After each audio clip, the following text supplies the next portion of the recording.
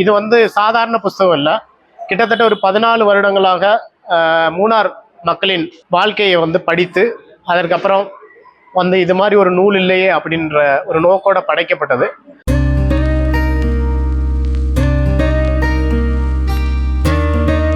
இவ்வளோ விவரமான ஒரு காலகட்டத்தில் மூணார் தொழிலாளிகள் மட்டும் ஏன் இந்த அடிமை வாழ்க்கை வாழ்றீங்க அப்படின்னா, மூணார் நாங்கள் உருவாக்குன நிலம், அந்த வேலைக்கெல்லாம் போயிடலாம்ல, இன்னும் ஏன் நீங்கள் அடிமை வாழ்க்கை வாழ்ந்துட்டு இருக்கீங்க அப்படின்னு. எங்களுக்கு ரேஷன் கிடைக்காது, மாஞ்சோலையில் இப்போ அது கிடைக்கிறது இல்லை, ஓட்டுரிமை கிடைக்காது, நாங்கள் எங்கே வாழ்ந்தோம் அப்படின்றதுக்கான நெகட்டிவிட்டி சர்டிஃபிகேட் கிடைக்காது. பிரிட்டிஷ் காலத்தில் மூணார் எப்படி இருந்தது, அதுக்கப்புறம் சுதந்திர இந்திய காலத்தில் எப்படி இருந்தது, டாடா டீ காலத்தில் எப்படி இருந்தது, கேடிஹெச்பி இப்போ வந்திருக்கு எப்படி இருக்கு அப்படின்றத பற்றி உள்ள ஒரு வரலாற்று பெட்டகமாக தான் நம்ம இந்த மலங்காட்டை பார்க்க முடியும்.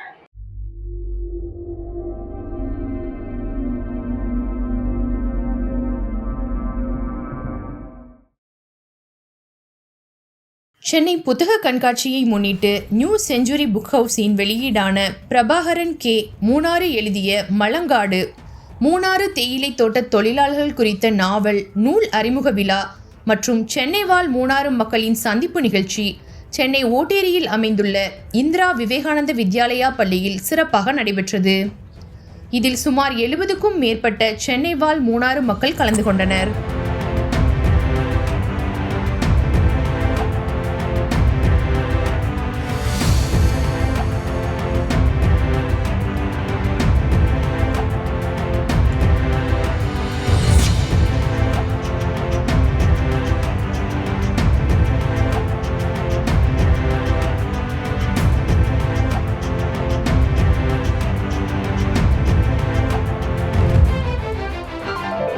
வணக்கம், என்னுடைய பேர் பிரபாகரன் கே மூணார். இன்னைக்கு மலங்காடு அப்படின்ற ஒரு புஸ்தகம் தமிழகத்தில் நடைபெறுகின்ற 49வது சென்னை புத்தக கண்காட்சியை முன்னிட்டு வெளியிடப்பட்டுள்ளது. இது சாதாரண புஸ்தகம் இல்லை. கிட்டத்தட்ட ஒரு 14 வருடங்களாக மூணார் மக்களின் வாழ்க்கையை படித்து அதற்கப்புறம் இது மாதிரி ஒரு நூல் இல்லையே அப்படின்ற ஒரு நோக்கோட படைக்கப்பட்டது.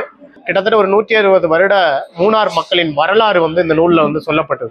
5 தலைமுறைகளுக்கு மேற்பட்டு எப்படி தமிழகத்தில் இருந்து தான் அவங்க போனாங்க, ஆனால் மூணாரை உருவாக்கிட்டு திரும்பியும் தமிழகத்துக்கே வந்துட்டாங்க. அதான் மூணார் மக்கள். தமிழகத்தில் காஞ்சிபுரம் மாவட்டம், அது மாதிரி மதுரை, திருச்சி, திருநெல்வேலி, அது மட்டும் இல்லாமல் கோவை, அந்த பகுதிகளில் இருந்தெல்லாம் பஞ்சம் பிழைப்பதற்காக 1825களில் தமிழகத்தில் நிலவி இருந்த வறுமையை தாங்க முடியாமல் எப்படியாவது பொழப்பு இல்லையே அப்படின்று, வாழ்வதற்கு வழி இல்லையே அப்படின்னு சொல்லிட்டு பிரிட்டிஷ்காரர்களால் தொடங்கப்பட்ட தேயிலை தோட்டங்களுக்கு அவங்க இங்கேருந்து போகிறாங்க. போயிட்டு கொடும் காடாக கிடந்த 1800களில் நீங்கள் பார்த்தீங்கன்னா மூணார் அப்படின்ற ஒரு இடமே இருக்காது. அது எல்லாமே ஒரு இடுக்கி பகுதி, எல்லாமே இடுக்கியில் முதலாக தோன்றின இடமே மூணார் தான். இடுக்கி அப்படின்றது வெறும் காடு தான். இப்போ நீங்கள் பார்த்தீங்கன்னா கொடைக்கானல் பகுதியிலிருந்து மேலே போகும்போது டாப் ஸ்டேஷன் ஃபர்ஸ்ட் இருக்கும். அது தமிழகத்தில் கொட்டக்குடி அப்படின்னு ஒரு கிராமமாக அறியப்படுகின்றது. இப்போயும் அதில் ஒரு ஸ்டோன் வச்சுருப்பாங்க, கண்ணன் தேவன் கூலி ஆட்கள் படை அப்படின்னு சொல்லிட்டு அது இருக்கும். அப்போ தமிழ்நாட்டில் வறண்ட பூமிகள்ல இருந்து தமிழ்நாட்டில் இருக்கிற ரயில் பாலங்கள் போட்டுட்டு இருந்த அப்பாவிகள், அது மட்டும் இல்லாமல் வேலை இல்லாமல் நூலக கம்பெனிகளுக்கு போகிறவங்க, காட்டன் நூல் கம்பெனிகளுக்கு போகிறவங்க, பருத்தி மில்லுக்கு போகிறவங்க, இவங்க எல்லாமே ஏமாற்றி இந்த மாதிரி உங்களுக்கு ஒரு பணம் விளையிற காடு இருக்குது அப்படின்னு ஏமாற்றி அங்கேருந்து கண்காணிகள் அப்படின்னு சொல்கிற அந்த சூப்பர்வைசர்கள் மூலமாக என்ன பண்ணாங்க அப்படின்னா, துச்சமான வருமானத்தில், அதாவது துச்சமான முன் தொகையை கொடுத்து அவங்கள இங்கே கூட்டிகிட்டு வந்திருக்காங்க. கூட்டிகிட்டு அந்த கொடும் இதுவரை சமதளத்திலே வாழ்ந்துக்கிட்டு இருந்த அவங்க ஒரு கொடும் காட்டுக்குள்ளே ஒரு பாதையை வெட்டி அங்கே மேலே போகிறாங்க. நீங்கள் கும்கி சினிமாவில் அந்த பாதையை பார்க்கலாம். இப்போ நீங்கள் பார்த்தீங்கன்னா குரங்கணி போடியோடு சேர்ந்துருக்கிற அந்த தமிழக பாதையை கும்கி சினிமாவில் நல்லா காட்டியிருக்காங்க. அப்போ அந்த கும்கி சினிமாவில் மட்டுமல்லாமல் வேற எந்த சினிமாவிலையுமே மூணார் பதிவாகப்படவில்லை. மூணாருடைய அந்த பாதை, அது மட்டும் இல்லாமல் மூணாருடைய வாழ்வியலும் எந்த புஸ்தகத்திலையும் உங்களுக்கு பார்க்க முடியாது. மூணார் ஒரு one of the famous tourist place in Asia அப்படின்ற அந்த லிஸ்ட்டில் இடம் பிடிச்சிருக்கு. ஏசியாவிலேயே 10 மிக சிறந்த சுற்றுலா தலங்கள்ல ஒன்று மூணார். அது போன வருஷம் தான் வந்து அங்கீகரிச்சாங்க, உலகத்தில் இருக்கின்ற சுற்றுலா தலங்கள் மிகவும் அழகான மூணார் அப்படின்னு சொல்லிட்டு. அதுக்கு இதற்கு பின்னால் வந்து ஒரு உழைப்பு இருக்கு. சாதாரணமாக இந்த அழகான தேயிலை தோட்டங்கள் வந்து உருவாகவில்லை.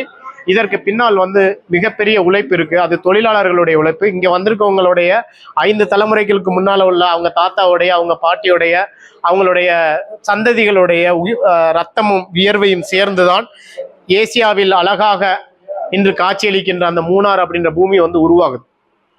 ஆனால் உருவாக்கப்பட்ட அவர்கள் வந்து அவர்களுடைய வாழ்வியல் வந்து இன்று கேள்விக்குறியாக்கப்பட்டிருக்கிறது. ஏன்னா இப்ப இங்க எப்படி இருக்காங்களோ இப்போ வந்துகிட்டு இருப்பாங்க. 4 மணிக்கு தான் ப்ரோக்ராம், நிறைய பேர் வருவாங்க. கிட்டத்தட்ட இதே மாதிரி எல்லா இடத்துக்குமே அவங்க திரும்ப போகக்கூடிய ஒரு சூழல் இருக்கு. ஏன்னா இப்பயும் மூணார் வந்து அதே நிலைமையில தான் இருக்கு. அவங்களுடைய கூலி சம்பளம், அவங்களுடைய வாழ்வியல், அவங்களுடைய கல்வி, பொருளாதார எல்லா முறைகளிலும் இப்பயும் எப்படி ஒரு பிரிட்டிஷ் ரூலிங் காலத்தில் இருந்தாங்களோ அதே மாதிரி தான் இருக்கு. இப்போ ஒரு 500 ரூபா சம்பளம் கூட அவங்களுக்கு இல்லை. என்னுடைய கணக்கு பிரகாரம் 492 ரூபா தான் அவங்க சம்பளம் வாங்குறாங்க.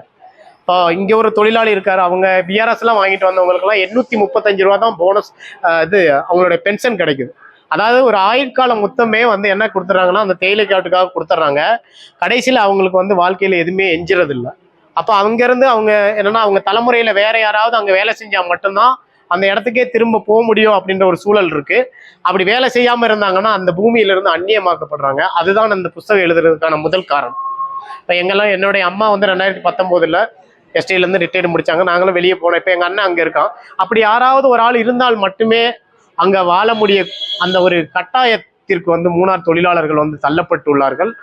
இந்த நிலை வந்து மூணாரில் மட்டும்தான் இருக்குது. இப்போ மாஞ்சோலையில் தொழிலாளர்களுடைய பிரச்சனை உங்களுக்கு நல்லாவே தெரியும்.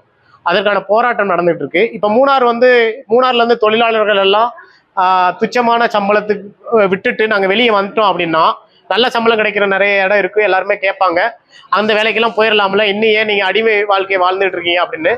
எங்களுக்கு ரேஷன் கிடைக்காது, மாஞ்சோலையில் இப்போ அது கிடைக்கிறது இல்லை. ஓட்டுரிமை கிடைக்காது. நாங்கள் எங்கே வாழ்ந்தோம் அப்படின்றதுக்கான நெகட்டிவிட்டி சர்டிஃபிகேட் கிடைக்காது. நாங்கள் எங்களுடைய குழந்தைங்களை படிக்க வைக்கிறதுக்கான எதுவுமே கிடைக்காது. இப்போ மாஞ்சோலையிலேருந்து தொழிலாளர்கள்லாம் இறங்கி வந்துட்டாங்க. இவ்வளோ விவரமான ஒரு காலகட்டத்தில் மூணார் தொழிலாளிகள் மட்டும் ஏன் இந்த அடிமை வாழ்க்கை வாழ்றீங்க அப்படின்னா, மூணார் வந்து நாங்கள் உருவாக்குன நிலம். இப்போ எங்களுக்கு மூணார் இல்லாமல் வேற அடையாளம் எதுவுமே இல்லை. சென்னை வாழ் மூணார் மக்கள் இருக்காங்க, அவங்களுக்கெல்லாம் எல்லாருக்குமே மூணாரில் தான் ஓட்டுருக்கும். நீங்கள் வேணா பாருங்க, ஒரு 70% பீப்புள்ஸுக்கு மூணாரில் தான். தமிழ்நாட்டில் எந்த இடத்துல இருந்தாலுமே, வெளிநாட்டில் எந்த இடத்துல இருந்தாலுமே. இப்போ நான்லாம் பாலக்காட்டுக்கு போயிருக்கேன், எனக்குலாம் ஓட்டு மூணாரில் தான் இருக்கும். ஏன்னா மூணார் வாழ் மக்களின் நிலைமை வந்து எங்கே இருந்தாலும் எந்த பொசிஷனில் இருந்தாலுமே அப்படி தான் இருக்கும். இவங்கெல்லாம் இப்போ வந்திருக்கவங்க எல்லாமே வந்து கிட்டத்தட்ட கல்வி நிலையில் முன்னேறினவங்க, நிறைய வேலை, சொந்த சுய தொழில் இருக்குது, பிஸ்னஸ் நிறைய பேர் இருக்காங்க. இருந்தாலுமே எங்களோட ஐடென்டிட்டி மூணார். இப்போ நாங்கள் வந்து அங்கே சேதுராமன் ஐபிஎஸ் அப்படின்னு ஒருத்தர் வந்து சோளமலை எஸ்டேட்டில் தொழிலாளியோட மகன், அவர் வந்து போலீஸ் அகாடமியோட சேர்மனாக இருக்கார். அவர் தலைமையில் ஒரு படித்தவர்கள்லாம் சேர்ந்து ஒரு 60 பேர் வந்து ஒரு கேஸ் போட்டிருக்காங்க. அது மூணாரில் வந்து நாங்கள் வந்து 5 தலைமுறைகளுக்கு முன்னால் வந்துட்டோம். 75,000 ஏக்கர் அங்கே வந்து மிச்ச பூமி அப்படின்னு சொல்லுவாங்க, மீதி உள்ள பூமி இருக்குது. அந்த மிச்ச பூமியில் நாங்கள் கேட்குறது வந்து வெறும் 10 சென்ட் இடம் மட்டும். அந்த 10 சென்ட் இடம் வந்து எங்கள் தலைமுறை உருவாக்குன அந்த இடத்துல நாங்கள் வாழ்ந்துட்டு போகணும் அப்படின்றதுக்காக கேட்குறோம். அதெல்லாம் கேரள அரசுக்கு முன்னால் வச்சுருக்கோம். இப்போ கூட கேரள சட்டசபையில் வந்து ஒரு பெரிய பிரச்சனை நடந்தது. 1956க்கு பிறகு மூணாரில் வாழ்ந்தவங்களுக்கு எல்லாத்துக்கும் ஜாதி சான்றிதழ் கொடுக்க மறுக்கிறாங்க. அதனால நிறைய குழந்தைகள் வந்து படிப்பு இல்லாமல் போகுது. அப்போ அதற்கான குரல்கள் எல்லாமே இப்போ வந்து எங்கள் சமூகத்திலிருந்து எழுந்து வருகின்றது. அப்படி எல்லா காலகட்டத்தையும் ஒரு 5 தலைமுறைகளாக வாழ்ந்த வாழ்க்கையும் இனி என்னெல்லாம் வேணும், இதுக்கு முன்னால் என்னெல்லாம் இருந்தது, பிரிட்டிஷ் காலத்தில் மூணார் எப்படி இருந்தது, அதுக்கப்புறம் சுதந்திர இந்திய காலத்தில் எப்படி இருந்தது, டாடா டீ காலத்தில் எப்படி இருந்தது, கேடிஹெச்பி இப்போ வந்திருக்கு எப்படி இருக்கு அப்படின்றத பற்றி உள்ள ஒரு வரலாற்று பெட்டகமாக தான் நம்ம வந்து இந்த மலங்காட்டை வந்து பார்க்க முடியும். நன்றி. மேலும் வீடியோக்களுக்கான ரியாக்ட் தமிழா யூடியூப் சேனலை உடனே சப்ஸ்கிரைப் பண்ணுங்க. மறக்காம பெல் பட்டனையும் கிளிக் பண்ணுங்க.